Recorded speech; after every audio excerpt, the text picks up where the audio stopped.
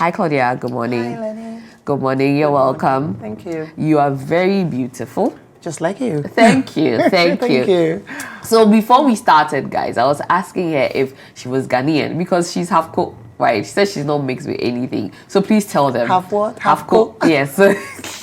Oh, you've not heard half cooked? Half cooked is half caste. So we just say. I got that. I want to hear it. Yeah. We just say half cooked. Okay. Yeah. So Claudia, you say that you are Kobo and Ga.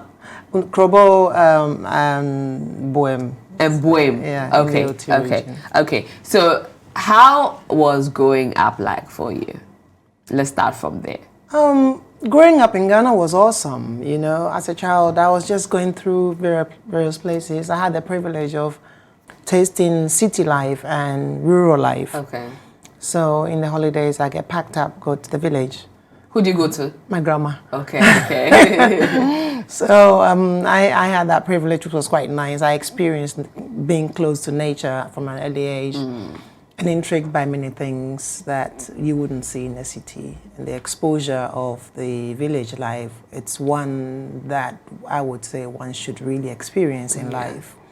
So growing up in Ghana was awesome in that sense. Okay. I wasn't sure when I was in between my teenagers though. All right. Because life got you kind of became aware of life's of realities. What actually is happening. So I think I had a bit of challenges dealing with some matters in life as a teenager in terms of in those days, maybe the same now, but to be self-expressive was very difficult. Right. That got me into creating a little book of just keeping little images or trials of things. Little did I know it's going to be like this. It was going to turn out like this. But you also mentioned that you noticed certain things growing up or in the village, right? What would these things be? What were your observations? So for me, it was just really the artifacts of village life in terms of the hut houses or mud houses, they say. Yeah, which I really like. It's cooler as well. I see, it so intrigues me. I remember saying to somebody just several years ago that when I go to a certain age that I know that I'm self-sufficient, I want to build thatch houses in the city. Just, it's not a village. I want to just be able to do that. Also because I've seen her mama do it. You know her mama, right? She sells shea butter and all of that. And she's mainly based in the northern region. And how she's beautified her hut and her thatch houses, I'm like, I want to do a thing like that. Yeah. So it's interesting that you share that as well. It's cooler and it really fits into the environment, you know, because those are local materials, per se. So I was always intrigued by that. And the privilege was always seeing the decorations of those mud houses, because in a sense the kitchen areas were the most beautified areas, and the way in which they were split up. So you had a level where you can dry food, for instance, and also within the kitchen, but you had the little clay tripods built that way for cooking. Obviously it leaves soot and everything. But and then also the mussel shells that were used for decorating the entry of the kitchen areas. You know, I was always intrigued by that. Let's talk about your book, your little book. What were some of the things you put down in this little book, and how have these things translated into your adult life? So I would start with trying to draw sketch a shoe or something, or something fashion item. Maybe just doodling, but I wasn't really using it confidently, but I had something to escape to. So I actually left Britain. I left Ghana to go to Britain with one of those books. At what age? A good age. At a good age, straight after secondary school. So that goes to tell you what age secondary school. Teenage. Yeah, so I had one of those books, and I still have it. But all you could see was the shoes and the heels, but the front were not particularly accurate. But it was a step, and that propelled me into going to do fashion design. And then I moved on from there into doing a bit of orthographic surface decoration, what they call. Well, what's that? So orthographic surface decoration means any surface at all that can be redecorated, okay, or any materials that can be applied on top of another material to create something. So yeah. Okay. All right. So will epoxy be part of it? Anything at all. Anything at all. Okay. Because so canvases that you can build on. It's not just the painting. Mod pod. Creating 3 dimensions. Okay. Yeah. So. Okay. Okay, yeah. That's interesting. Now, moving from there as well, how did you build into the batik space? So, I always was fascinated, just before I left Ghana, with the natural materials of batik. Okay. Although I didn't really experience anyone in my family doing batik, I understood later that there was somebody in the family. Okay. But my areas, in my family, mainly was beads making. My grandma used to make beads.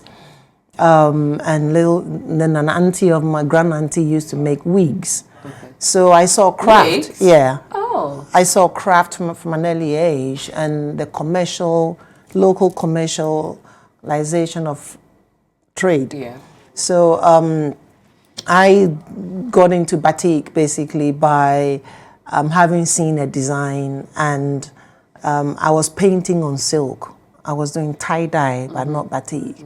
And then a production came through the art center that I was working from, or was based as a resident artist, to work with another international artist called Ali Pretty, and she's English. And so she was invited to come and do batik, and she saw what I was doing. She said, "But Claudia can do this," you know. And so yeah, I could do it. And I put my hands to it, and that was it. I found my own identity in that area, and I just expanded rather than do the traditional batik on cotton and doing the normal geometric or the symbols. Literal tie-dye. Yeah, I just took it to a different level. At which point on this journey did you receive the accolade from the late Queen of England? That was you did your homework, didn't you? That was in 2007. And I had done a few works, and I just got an invitation on my doorstep by a letter from the Queen, HRH. I was like, So at that point, I'd already embarked on my journey in masquerade. I'd gone to the Caribbean to do some work and won some competitions. So on return, I think I'd been twice. One, I had funding to go and do residency in Trinidad on Trinidad Carnival. Awesome. I was exposed to a different level. So that's an art residency? Yeah, an art residency. Okay. At the Callaloo Company in Trinidad, which was the top of all places you could be. So I spent 2 months there. Okay. And I came back with a collection of alphabets on silk, black silk. And so that alphabet then went into producing a exhibition at the Commonwealth Club of Directors. Okay. So that work was what actually propelled the invitation from the Queen. From the Queen. Yeah. Okay. So I wish that we can also show a bit of her works as well. So while the conversation is going on, we show it, right? Okay. So now my producer also tells me that you've worked with the Cultural Arts Network UK, right? And you've also been at the Notting Hill Carnival, right? And then the Macy's Thanksgiving Parade as well. So tell me about what your experiences have been also exhibiting your art across, and then we'll come to the Meridian Love Affair exhibition. Okay. So I think the quirky bit of it all is really standing your ground and letting your identity speak for itself. So because I was doing something different from the normal carnival works, so I was projecting these translucent images in the wax outlines and the tie-dye, so the rendering of colors in the liquid form on silk. Silk shakes and moves quite nicely, especially in large projections. So, and it's controlled. If you don't know how to handle silk, you're gonna make a mess.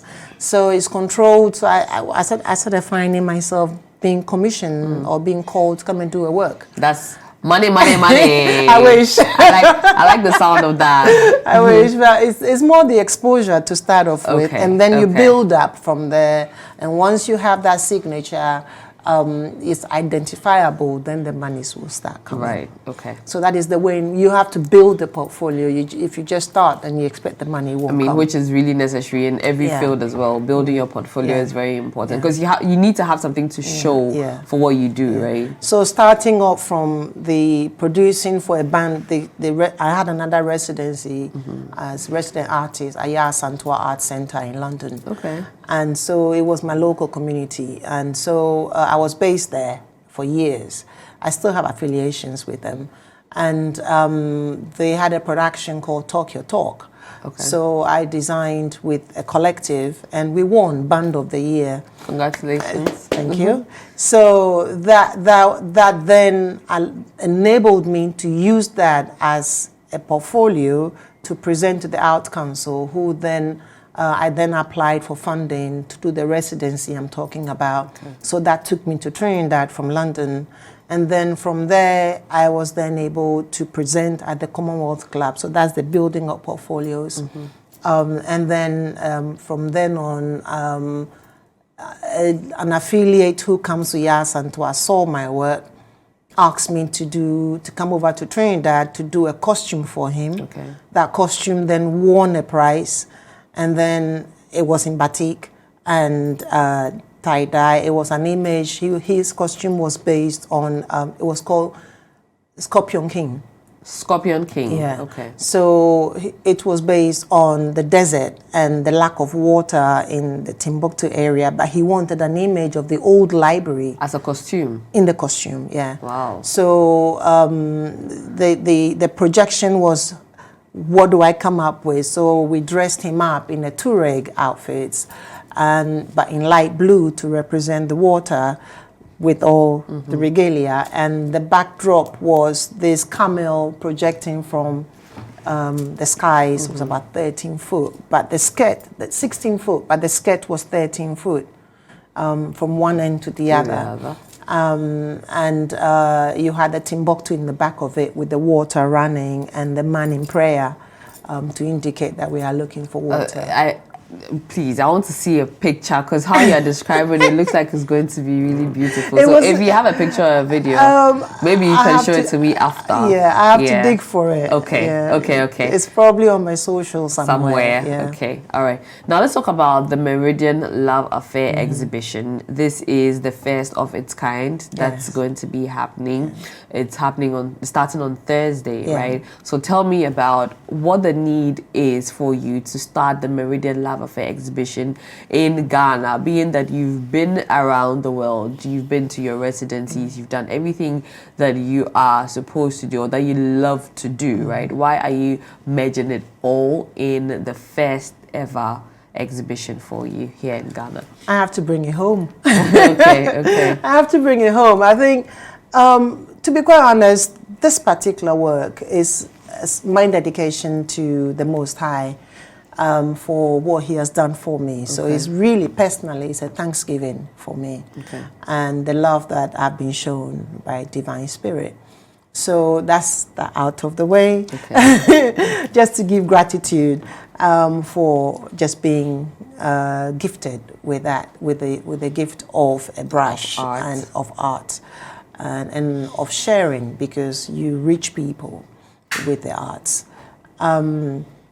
But above all, when it comes to the business side, it's just really to start addressing the lack of facilities to support the artistic propelment of people, especially in Ghana. I took arts O-level from here.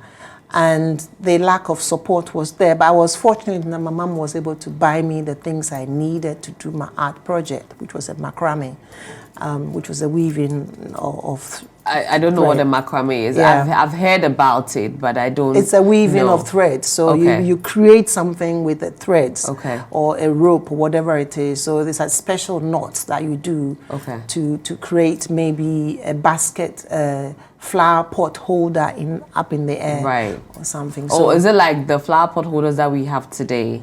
you can You know put you can put it can hold for hanging. Yes, and, that's okay, correct. So okay. that's called the macrame. Okay. When you see that work. So that was what I did, and then that really became something that I thought, no, if I had that foundation, and I've done a bit of philanthropy work in Ghana as well with young people. I'd done a carnival in the Eastern region at the Mayem Festival a few years, 2014 or so. And it was just right. Twice I'd done that. It was just right to bring it back into the main stream to raise awareness, and to start preparing. I am very keen on getting involved in the 2027 70th anniversary of Ghana's independence. Okay. Also, are you going to have any trainings as well? That's the whole idea. Okay. Right. So the idea is there are skill sets within the works that I do. It's not just about painting or just about drawing. There are specialist skills that are saleable. When I say saleable, skills of trade that is not, I don't think we've really looked at it as a package from here. But across this carnival or masquerade industry, is well sought after. There are specialist people, like I have become a specialist in my field of tie-dye batik. Do you think that it will be possible in Ghana? Because we have a lot of festivals, but for the carnival culture, I don't think we have it as much. It's not here as such. Obviously, you have the Takrady carnival. The masquerade. But they're what they call, it's the masquerade, but that character seems to be one design, if my observation. And in the context of the Caribbean carnival, I can relate that particular work to a sailor mask, what they might call a jab. Okay. So these are all dialogues that we really, when we are talking about the diasporans coming home, there are those relationships that we have to link up with to identify that these are relatives. You know, so if I've seen that kind of character, it's called the jab, but they crack whips, you know, but then here we are with the brass bands, and I think and the jab do not use a live band as in the truck following them. Okay. So I could relate from the research that I've been involved in that we have got foundation here. So there is a Takrady, and then we have another one in Winneba, which is not really popular like the Takrady one. And that has got the traditional characters, which is where my interest is. So I'm yet to visit one of those carnivals, the Winneba ones, to really make that link properly. Okay. But in terms of cultural appropriation, it's been taken out into a next level. So I was saying to someone recently that I had a conversation when I went to my residency with the production manager at Karalu Company. He's called Todd. I was having a conversation with him just like this, and they had just finished their carnival, and I had put work in for the first time. I was doing that, and I came ninth with my costume. Oh, congrats! So thank you. So that was the very first time I entered the competition by chance. And so we're having a conversation, going over the newspapers, and I was seeing all these bikinis. And, you know, I'd seen it before, but it didn't dawn on me until that conversation. And I said, hey, this is so much linked into the Krobo Depot style stuff. Right. All the beads. And in those days, those beads were covered with drapes in the front and back. But today, everything is showing, and then you have the dental floss. which is what I call it. You know. So what would the dental floss be? Oh, you can't say it on air. Okay. I'll find out when we get off. Dental floss. Okay, I'll remember that. So you know, it kind of I just kind of raised up. When did you see the transition of that changing to become what it is today? And recently, even in Trinidad, which is the second biggest carnival after Brazil, they are also addressing the matter. Why is that exposure so much in your face? Why have they lost that traditional sacredness of what it's all about, which is some cover and leave some to the mind rather than just show everything. So yeah, I want to link those areas of work and link the Trinidad, my partners and my peers in Trinidad to the work with some stuff here. And just to say we are all one people, but our some of our cultures have been transformed across through the carnival. And how do we look at when we say diasporans are coming home? I mentioned, are we ready for the change? Are we ready? Yeah. You know? Okay. So Claudia, before we talk about the date and the venue and the time, we have a video, we have pictures to show you of what Claudia's works have been over the years, and here they are. Claudia, is that you? Yeah. Oh, it looks different. Yeah, it's me. Okay, what do you call this one? This is in honor of Ya. The painting is called in honor of Ya, and it's batik. Okay. Yeah. So all those white lines you're seeing are all wax lines. Right. Yeah. Right. What wax do you use? I prefer to use the beeswax. Okay. But sometimes you don't get, they're very expensive for the magnitude of work. So, and they can leave residues of color stains. So I use all kinds of wax. Okay.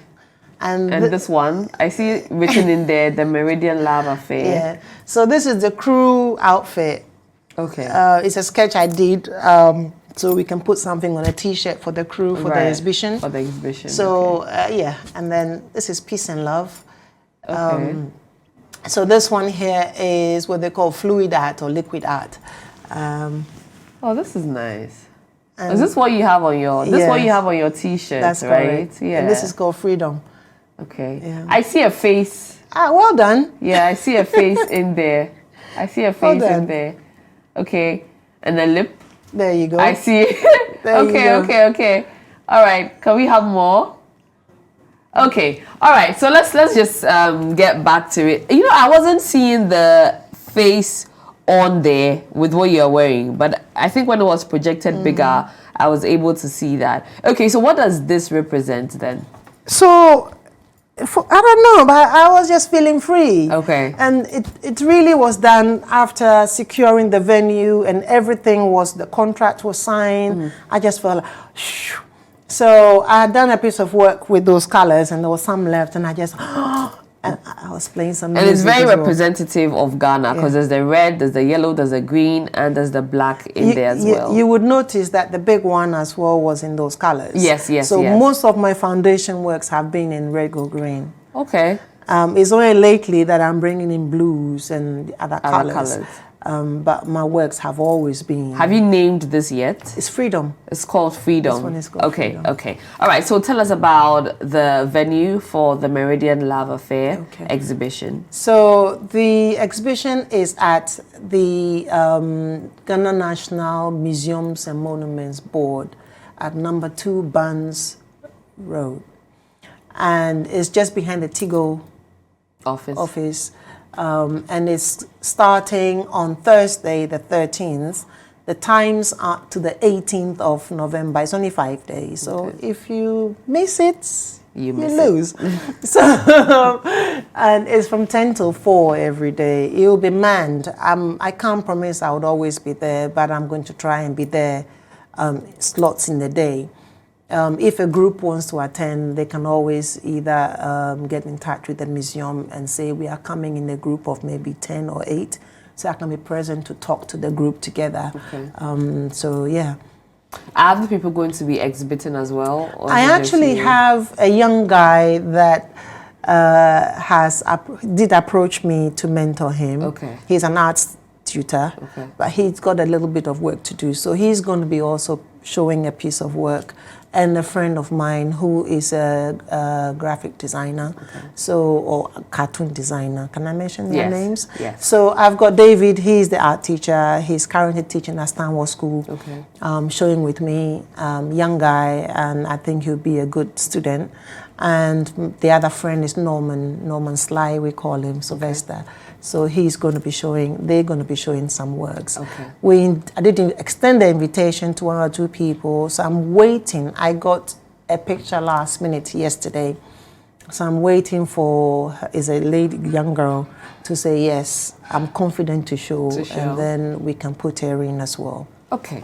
So, Claudia, thank you so much and for the exhibition and everything that you're looking forward to for the exhibition. I hope that it goes as well as you have put your heart and everything into it. Okay, so go nail it and have a good one. Thank you. All right. Can I add that the exhibition is free to the public? Okay. And all the cost has been absorbed. How are you funding? It's like I said, it's a Thanksgiving. Okay. So, and I've had very good support from beautiful ladies who've made it possible. Shouts to them then. Yeah, to the APSA 82 ladies for your support. I love you. And 1 or 2 other people who've also put some injection of time in, and time is money. So all is being calculated, converted into money. And so they made it possible for it to happen. So it's free. It's free to the public, and the intent for that is to attract people who have never ever had a thought of visiting a museum to see an art exhibition, or have never been able to go and see any piece of work. I have many around my circle, so it's just to open that up to them so they don't feel afraid of being able to say, I look forward to developing my arts as a young student to go and show in a place like the museum. So that is the intent for that. And furthermore, we want to use the opportunity to also start doing a recruitment drive for policymakers, funders, sponsors, as well as participants for the years ahead and in the training as well. So it's a lot of work to be done. It's a lot of, that's where we're starting early. It's a 3-year program, and we want to be able to show the noun, how we came to it, and what we want to do, the skills that they can pick up, and as they develop, and then they do a presentation in 2027, and then an aftermath evaluation. All right. So we are going to keep our fingers crossed for all of the work that you have to do as well. Thank you. You are really passionate about it, and so I can only also just wish you best of luck and to say to you that go get it. Whatever it is, whatever the roadblocks are, go get it. And best of luck again. And thank you very much for having me this morning. Thanks for coming. Appreciate that. Thanks for coming. It's been a conversation with Claudia George, and she is an artist. We've seen a few of her works, but the exhibition, like she mentioned, starts on the 13th of November through to 18th. 10 a.m. You don't want to miss it. But if you miss any bit of this conversation as well, you can catch it on our YouTube, 3 Music Networks, and across our socials as well. 3 Music TV on Instagram, 3 Music on Facebook, 3 Music Networks on X as well. All right. My name is Lenny Lomote. This has been Unpacking.